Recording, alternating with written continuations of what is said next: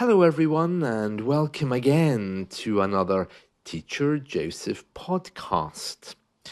Well, my supermarket delivery has just arrived, and I've just finished unpacking it from the crates into plastic bags. Because here in the UK we are supposedly environmentally friendly, the supermarket won't give us bags.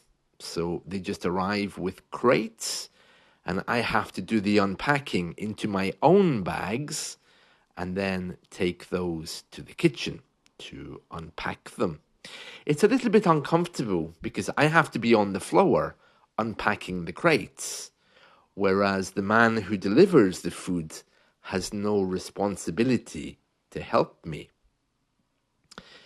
It seems a rather odd situation, but the supermarket's idea is that, well, if you were in the supermarket, you would be packing your own bags. So it's the same experience, but at your front door. Personally, I don't like it. There's a little bit of an imbalance of power because I'm on the floor on my hands and knees while the person who delivers the food is standing looking at me and not helping.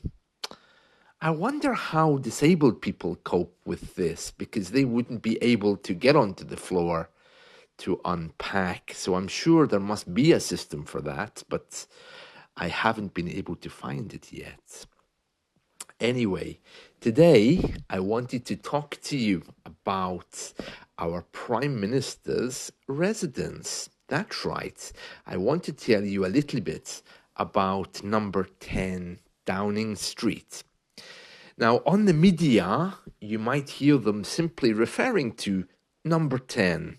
Number 10 said this, number 10 said that, number 10 have issued a statement.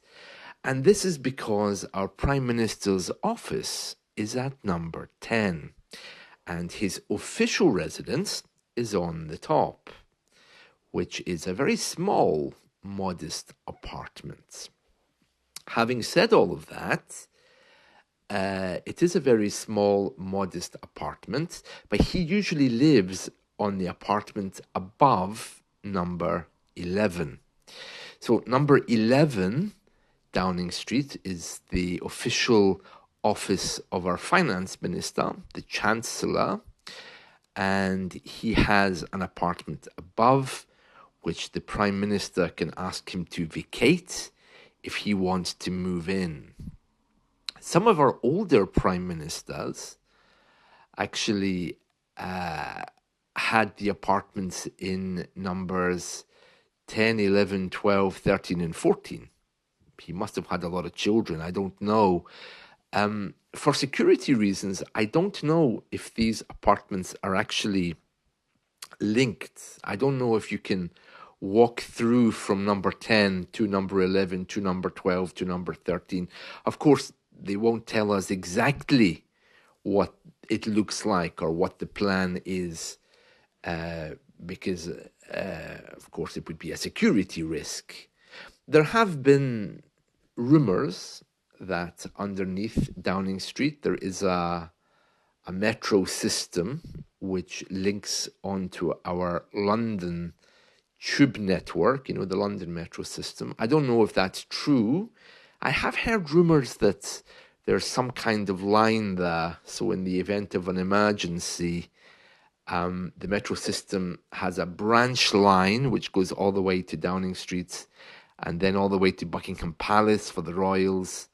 But I can't imagine that. I mean, I can't imagine the royals and the Prime Minister standing on a metro train. It's difficult to know exactly what they do, but I'm sure they have a lot of security. One thing I can tell you about Downing Street is that up until 1989, there weren't any gates there. So the public could walk down Downing Street, knock on the door, and ask questions about politics. And there would always be someone there to speak with you. I remember as a child going down Downing Street, just looking around. But since 1989, that has not been possible.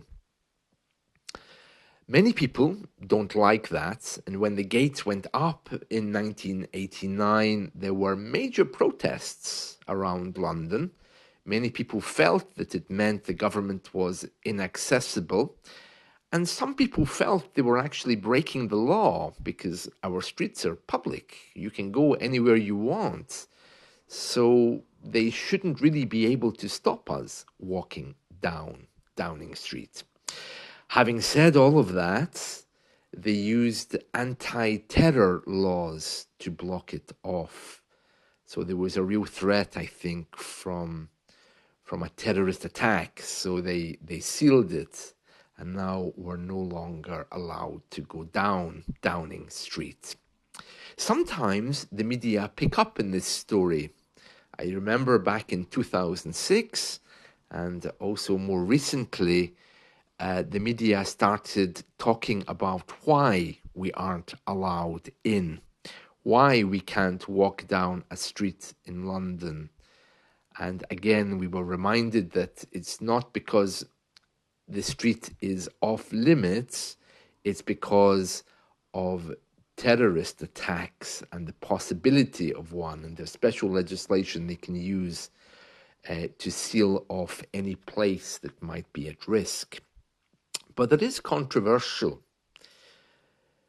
I want to tell you a little bit about when they were put up, these gates, when they were put up. They were put up in Christmas of 1989.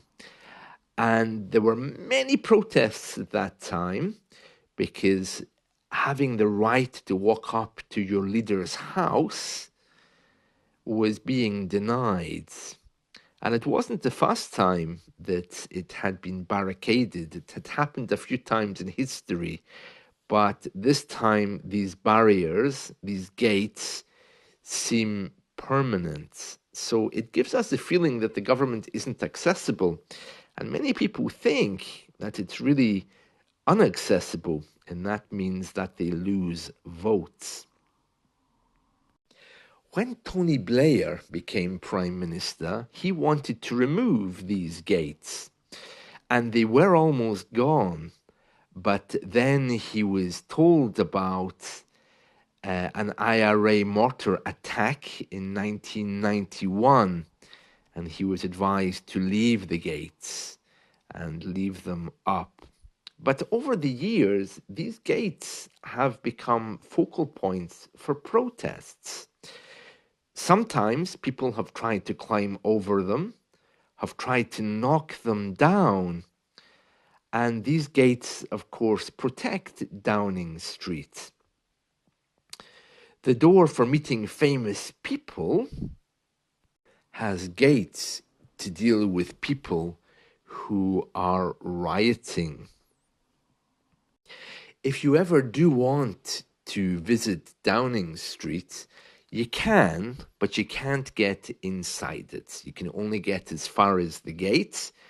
And some people go and complain about their legal right to walk down Downing Street, but the policeman, who will have a gun, will very quickly turn you away. So whether you like it or not, there's no way in to Downing Street. That's a very far cry from the past. We use the expression far cry when we talk about something which is a distance in history. Oh, that's a far cry from the way things used to be, for example. Downing Street today has many notable residents. Now, it's not a big street. Part of it has been demolished. But we have the Prime Minister's residence in number 10. We have the Chancellor in number 11. In number 12, well, that was the Chief Whip's office. The Chief Whip is a person in Parliament for controlling the party. That was their residence. Number 13, I think, is gone. It was renumbered because the street has gone through many changes. Number 14 was used by the War Office and other government departments. I don't know what they do with it now. Number 9 is the press briefing office where the media are taken. Number 15 to 20 Downing Street had the Foreign Office in it at one point, but I think it's been knocked down now. And then it leads up at the end to create Downing Square. And there used to be a pub there, but that's long gone as well. So it is indeed a far cry from the way it used to be. Our Prime Minister Gladstone in 1881 took the apartments 10, 11 and 12 for himself and his family. Tony Blair, of course, was married with kids, so he lived in number 11 in the apartment above, which is much bigger than the apartment in number 10. And more recently, as you probably know, Boris Johnson got into trouble for decorating the apartment using a lot of money. And there were questions about where that money came from. During a coalition government, that's where two parties take power together. Usually one lives at number 10 and the other lives at number 11. So they can both be living in the same building, more or less. I'm guessing there must be a way to move through these apartments and these buildings. I'm not sure if it's actually possible. Of course, they don't tell us very much for security reasons, but there are a few things which people speak about. Recently, I heard a story that underneath Downing Street there is actually a metro line, so in case of emergencies they can escape, and that metro line goes round to Buckingham Palace and picks up the royals if there's any problems. I haven't had that confirmed, but that's certainly a rumor which is going around. Also, the fact that the door of number 10 Downing Street has different ways to open. It opens left to right, but it can also open right to left. I think it's a security measure, so they change it regularly. So we know some things about their security, but we don't know everything, of course, because that would breach whatever security they have. So I only know little bits about it. I know now that if you want to go there, you have to go through a security checkpoint. And the street is patrolled by police from their unit, which is called the Diplomatic Protection Group. And there's always one police officer outside the door of number 10, as well as the gate. So I hope that gives you some kind of insights into how our leaders live. That's it from me. I hope you've enjoyed this. Let's talk again soon. See you. Bye.